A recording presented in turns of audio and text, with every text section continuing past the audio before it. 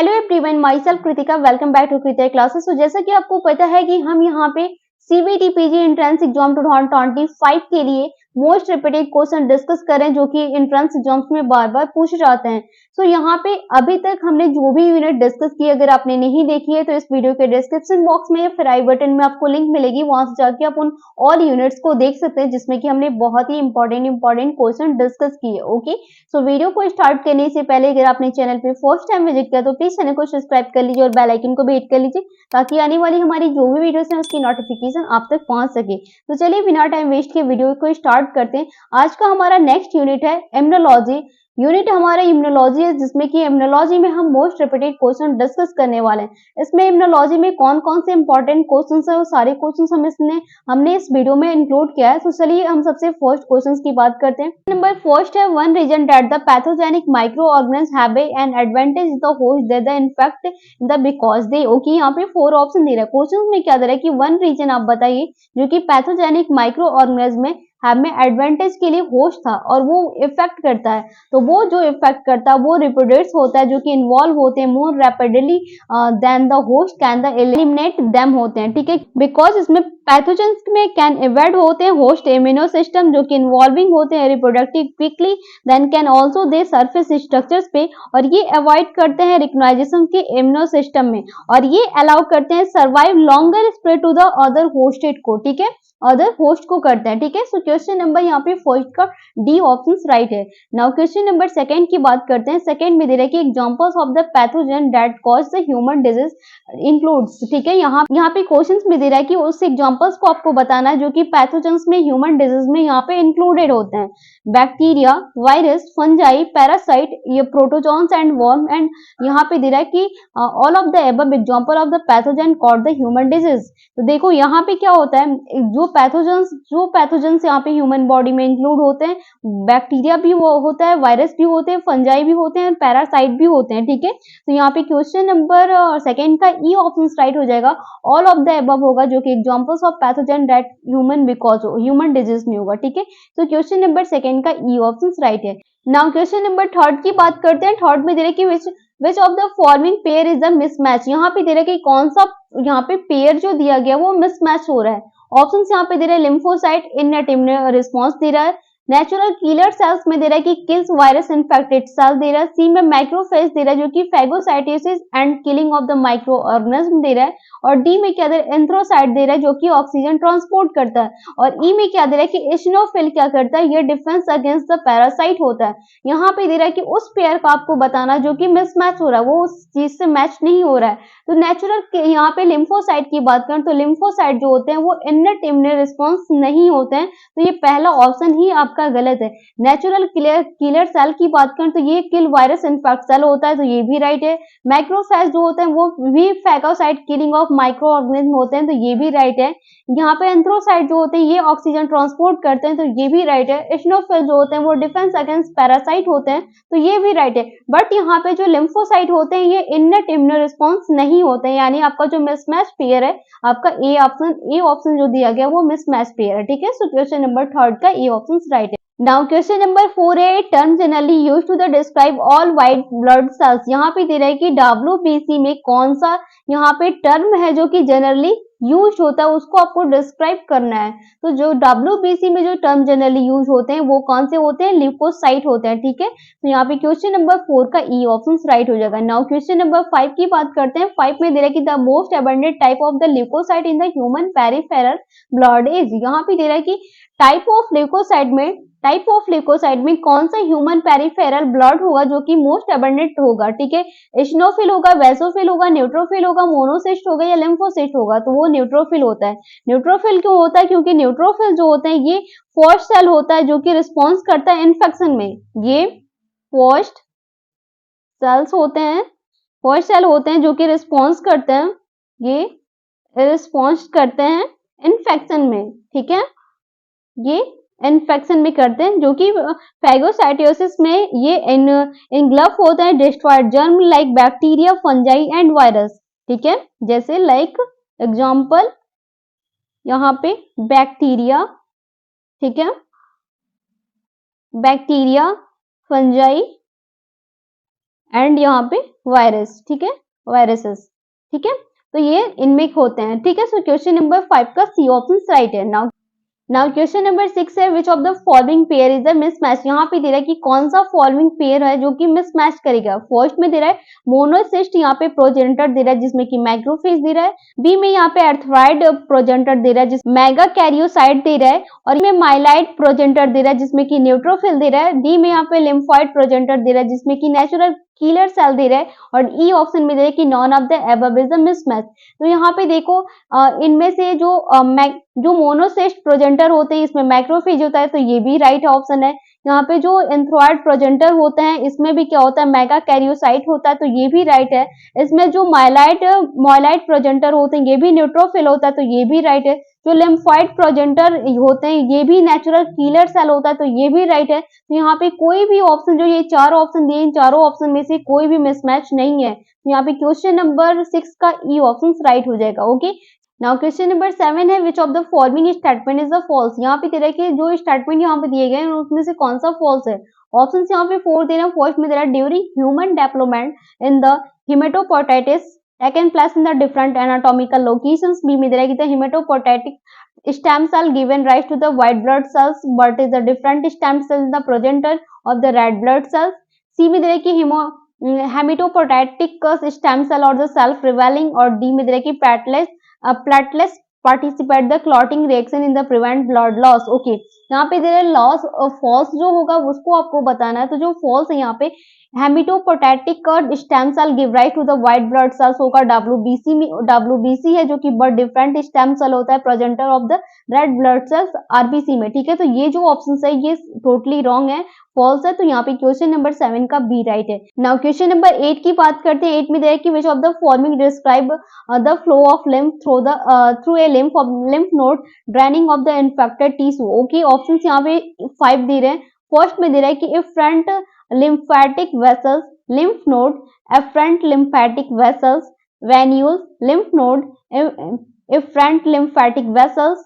सी में यहाँ पे देखिए afferent lymphatic vessels, lymph node, efferent lymphatic vessels. सी में डी में देखिए artery, lymph node, efferent lymphatic vessels, और ई ऑप्शन में देखिए efferent lymphatic vessels, lymph node and the artery, ठीक है।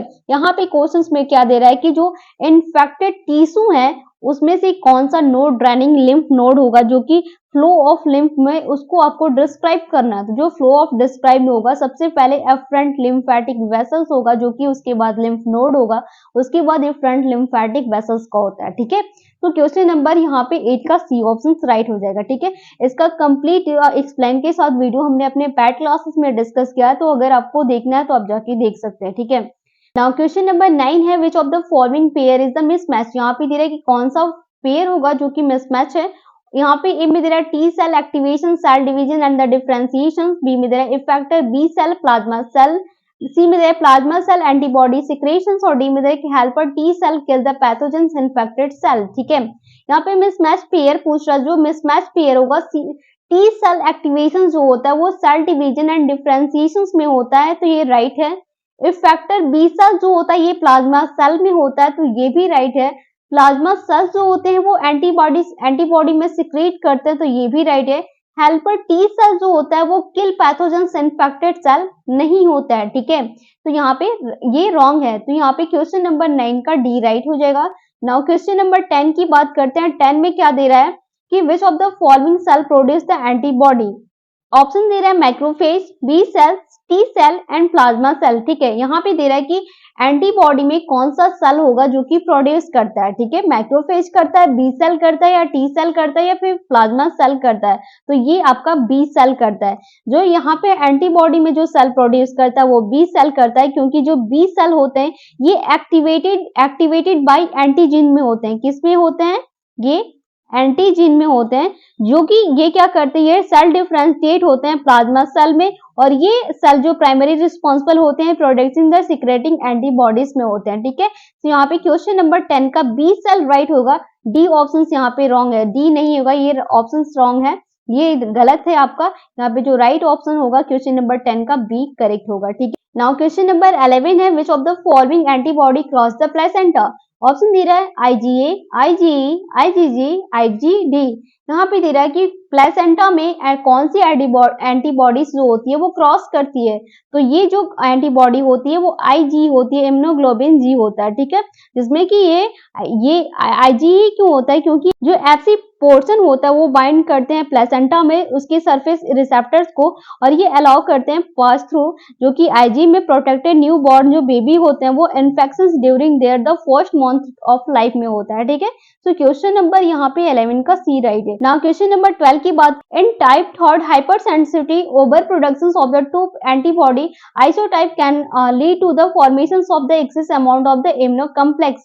ऑप्शंस यहाँ पे दे रहे हैं IgM, IgG, IgA, IgD, IgM, IgD और IgG और IgE दे रहा है, ठीक है। तो यहाँ पे दे रहा है कि इन टाइप थर्ड हाइपर सेंसिटिविटी की ओवर प्रोडक्शन में कौन सी टू एंटीबॉडी होंगी जो कि आइसोटॉप में कैन लीड करता है फॉर्मेशन के access amount of immuno complex में। तो ये कौन सा होता है, ये आपका IgM एंड IgG होता है। क्यों होता है, क्योंकि इसमें जो in type of third hypersensitive होते हैं ये ओवर प्रोडक्शन एंटीबॉडीज के IgM में होते हैं, कैन लीड होता है फॉर्मेशन के extensive amount of immuno complex में, और ये ओवर प्रोडक्शन होते हैं एंटीबॉडी आइसोटॉप के कम कांटेक्ट के forging of self antigens lead to the positions of the large amount of the immunocomplex में, ठीक है। तो यहाँ पे क्वेश्चन नंबर 12 का ए ऑप्शन राइट हो जाएगा। ओके, नाउ क्वेश्चन नंबर 30 है, which type of antigen cause the immuno complex mediated injuries, ठीक है। ऑप्शन दे रहा है exogenous antigen,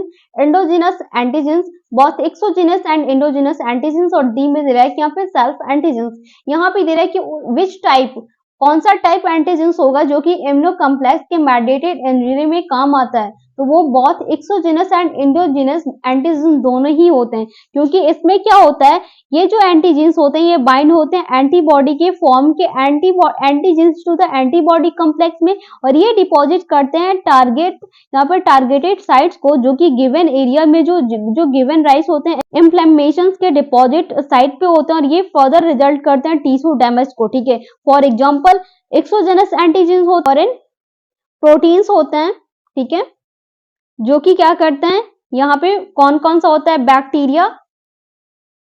bacteria and virus होता है, ठीक है, बैक्टीरिया या फिर वायरस होगा। और वहीं पे अगर हम एंडोजेनस की बात करें तो एंडोजेनस में क्या होता है, ये जो एंटीजेंस होते हैं ये प्रोडक्ट्स करते हैं एंटीबॉडी के self component of the nucleoprotein में, ये क्या करते हैं, सेल्फ कंपोनेंट या फिर सच एज द न्यूक्लियोप्रोटीन में करते हैं, ठीक है, न्यूक्लियोप्रोटीन में होते हैं। ओके, तो यहाँ पे क्वेश्चन नंबर 13 का सी ऑप्शन राइट है। नाउ क्वेश्चन नंबर 40 की बात करते हैं। 40 में दे रहा है कि इम्यूनो कम्प्लेक्स मेडिएटेड डिजीज और the which of the forming और द टू टाइप्स। ऑप्शन दे रहा है systematic and general, systematic and localized and the innate and localized and the adaptive, ठीक है। यहाँ पे दे रहा है कि कौन सा इम्यूनो कम्प्लेक्स जो कि मेडिएटेड डिजीज में विच टाइप होगा, जो उन टू टाइप्स को आपको बताना है, ठीक है। जो टू टाइप होते हैं वो यहाँ पे सिस्टमैटिक एंड लोकलाइज्ड होते हैं। सिस्टमैटिक एंड लोकलाइज्ड क्यों होते हैं, क्योंकि जो सिस्टमैटिक इम्यूनो कम्प्लेक्स होता है ये डिजीज कॉज करते हैं इनट एक्यूट इन्फ्लेमेटरी रिएक्शंस को, जो कि वेरी लॉन्ग ड्यूरेशन में एंटीजेंस और एंटीबॉडी कम्प्लेक्स में होता है, कम्प्लेक्स के फॉर्म में होता है। फॉर एग्जाम्पल्स ये एक्यूट सीरम सिकनेस में होता है एंड वन कम्प्लेक्स डिपॉजिट होते हैं टिश्यू में, ठीक है। यहाँ पे जो कि इनके नियरली सीन होती है 10 डे के लिए और 10 डे के लिए होती है। ओके, जो लोकलाइज्ड इम्यूनो कम्प्लेक्स होते हैं ये क्या करते हैं, ये फॉर्मेशन करते हैं लोकलाइज्ड एरिया के tissue to result the necrosis में, और फॉर एग्जाम्पल एंथस रिएक्शंस, ठीक है। ओके, क्वेश्चन नंबर 40 का बी राइट है। नाउ क्वेश्चन नंबर 50 की बात करते हैं। 50 में दे रहा है कि name the first cell which the required at place in the infection, ठीक है। यहाँ पे ऑप्शन दे रहा है NK cell, basophil, neutrophil and macrophage. तो तो क्वेश्चन नंबर 50 का राइट आंसर क्या होगा? आप सभी स्टूडेंट मुझे कमेंट सेक्शन में देंगे कि इसका राइट आंसर क्या होगा। आई होप कि हमने जो ये इम्यूनोलॉजी के क्वेश्चन डिस्कस किया आपको पसंद आया होगा। कहीं पर कुछ भी आपको डाउट होता है तो आप मुझे कमेंट सेक्शन में कमेंट करके पूछ सकते हैं। ये वीडियो को ज़्यादा से ज़्यादा शेयर करिएगा ताकि जो भी स्टूडेंट्स यहाँ पे सीबीटी पीजी 2025 का एंट्रेंस एग्जाम दे रहे हैं उनकी हेल्प हो सके। ओके, और अगर आपने चैनल पे फर्स्ट टाइम विजिट किया तो प्लीज चैनल को सब्सक्राइब कर लीजिए और बेल आइकन को भी हिट कर लीजिए ताकि आने वाली हमारी जो वीडियोस है उसकी नोटिफिकेशन आप तक पहुंच सके। ओके, सो मिलते हैं जल्दी नेक्स्ट वीडियो में, तब तक के लिए thank you, thanks for the watching.